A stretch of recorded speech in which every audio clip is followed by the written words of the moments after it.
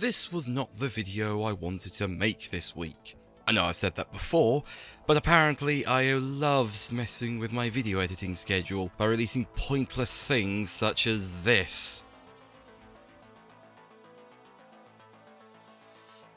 On the 15th of January 2025, IO Interactive shadow dropped an extra addition to the Hitman store page, Hitman World of Assassination Sapienza. This only contains 2016 Sapienza location as well as associated missions and anything in the free starter pack, including the ICA training facility. What? Just... what? Why do you have such a hard time selling your bloody game to people? Does your marketing department suffer from complexity addiction or something?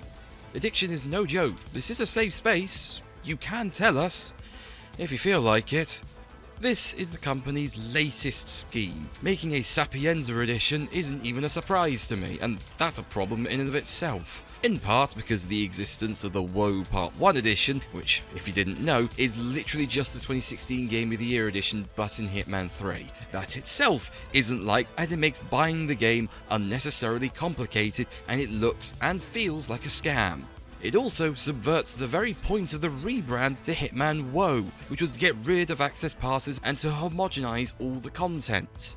The second part is, if you recall, that Sapienza was briefly unplayable due to the change in entitlements in the game's files in the previous patch, tipping off me and several other data miners that they were going to do something like this ahead of time. This Sapienza starter pack thing is so clearly designed to bank on the good word of mouth that Sapienza has as a level when Hitman fans talk about it to outsiders, with no regards given to anything else. Sure, Sapienza has the most bonus episodes, a lot of challenges and escalations, but it also breaks away from the story, like a sheet of ice in the Arctic being alone in the sea. You can play the training missions, but you can't play Paris or Marrakesh or anything else unless it goes on free rotation. If Paris was made permanently free via the starter pack, then this wouldn't be a bad thing. We wouldn't be talking about this. But that's not what they did.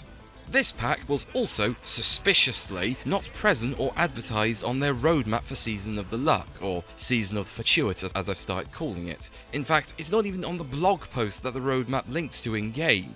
That, to me, is malicious intent. You are actively hiding this from us, because you knew full well that this would result in bad PR for the game, and so decided to retcon yourself before the roadmap was even released. Something you only learned after the fact that was a relatively viable tactic to dodge blame when you had to scrub all mentions of Connor and the Disruptor DLC from your site. And I will continue mentioning that fiasco because that is now part of your professional history and career as an independent AA studio, as much as you don't want it to be. You know what? Do you know the best way to visualize their behavior? The thing that encapsulates the company and their vision the most? Their website. I promise, I'm going somewhere with this. You see, the site for IO Interactive is a pain in the arse to navigate, due to it being unnecessarily flashy, with no regard for the average player's user experience. It's an exercise in frustration that makes me want to practice castration on myself. There are transitions between pages in an attempt at masking loading times or elements moving about, but instead, this just makes the loading more obvious. Think of it like the Tomb Raider cave gap loading trick. Their site is also not made for the average player to visit, as the chain of events to, say, find the patch notes for Hitman 3 for example, is not as easy as it should be. Sure, you can find news about Hitman and their other projects on the main page, but that's more to do with their achievements as a company. JCVD is in the game, you have a PSVR 2 port releasing, you get the idea. The player is front-loaded with company news, not Hitman news, and it serves as basically one big flashy ad for the company. If you scroll down a bit more, it's made clear that their website is made to look and feel like a tech startup. It goes on to talk about their team and Glacier with auto-playing videos of the company's staff being happy and cheerful, which is so clearly designed to appeal to people who are wowed by a flashy UI and portfolio and look for positives to justify investing in IO Interactive. Tech bros, suits, and CEOs. Personally, I like a flashy website, but it has a time and a place. It should not be this overbearing visually, and should not be the main focus of a website you know players have to visit to find information. That audience of CEOs, suits and tech bros are not interested in patch notes or roadmaps. That's why it's hidden away in a very easily missable scroll box halfway down the page. They're more interested in collaborations and deals with the company. That's why there's a simple button about the Glacier engine on the top bar and flashy graphics about the company everywhere else. Does this at all sound familiar yet? Can you see the parallels I'm drawing here? The flashy website represents their predilection for making flashy DLCs, as well as collaborating with apparently anyone who asks. Intel, AMD, Nvidia, fucking Conor McGregor. They're all represented in the game in some capacity, if not now but previously. Intel has XeSS, AMD has FSR, while Nvidia has DLSS and highlights integrations. The Disruptor DLC exists to capitalise on Conor's infamy and oh so coincidental civil court case, which he lost, forcing your PR team to deliver a solemn JPEG that doesn't actually apologise for anything on your part, merely deflecting blame onto those more culpable. It was, and remains, scummy and weasel-like behaviour. Own your mistakes instead of running away from them, and a big believer in that. Oh, we are far from done. The game was a timed exclusive on the Epic Games Store for 2021, which, again, I don't mind, but it only gives ammunition to the idea that IO is a company who won't say no, who are so desperate for virality and news relevancy that they will agree to collaborate with anyone who comes a-knocking at their doors in Copenhagen, for good or ill. They've also collaborated with GOG and Google in the past, most recently with XR Games, whose MetaQuest 3 VR port of the game was a monumental flop.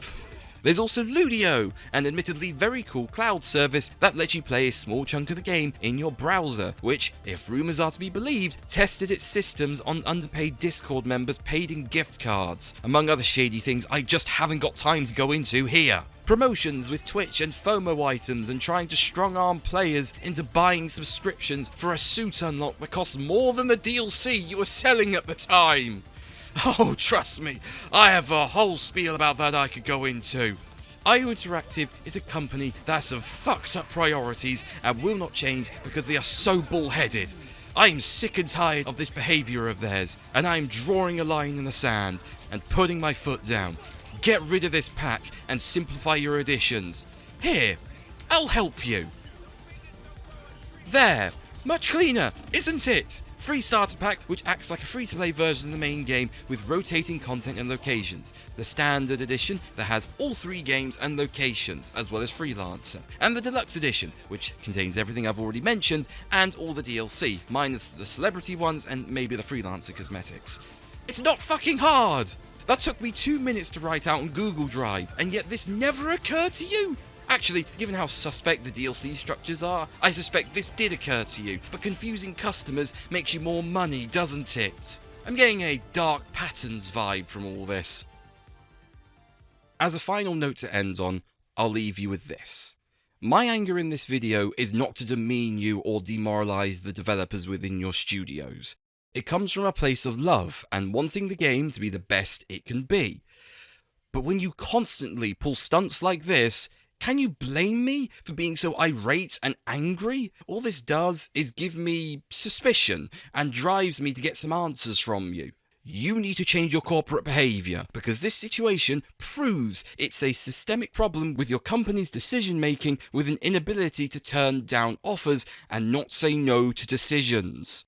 You can fire the relevant people, or train those who are out of touch in this situation. I've deliberately not mentioned names or roles here because these decisions are frequently the fault of several people from within the company, the blind leading the blind, so to speak. This Sapienza pack, however, is yet another mark on a company whose games are actively hampered by their lacking communication, lack of straight answers when they do speak, lack of accountability for when they mess up, and a warped sense of perspective they have of their players and of the gaming space as a whole. You seek to misrepresent your own game for the sakes of short-term revenue, and all under the guise of helping the customer, when all you're doing is helping your own bank account. Do better. I do not want to divorce myself from you as well, and I will do it. Thank you for watching, and I hope to talk to you a lot in a better mood.